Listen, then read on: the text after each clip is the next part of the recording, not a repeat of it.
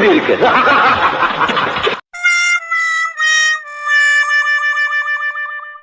நீ soft character, என்ன மாதிரி முரட்டு பையனா இருந்தா பரவாயில்ல. நீ அடிச்சா அடி விழும், நான் அடிச்ச இடி விழும்.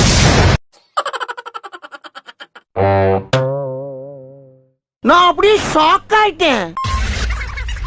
டேய் டேய் உன்னதான்டா என்ன பீலிங்கா இல்ல பீலிங்கான்னு கேக்குறேன்.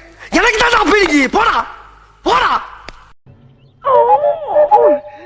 எங்க அம்மா எவ்வளவு சொல்லிச்சு, அவங்க எல்லாம் சேராத எல்லாம் என்ன சொல்லணும்.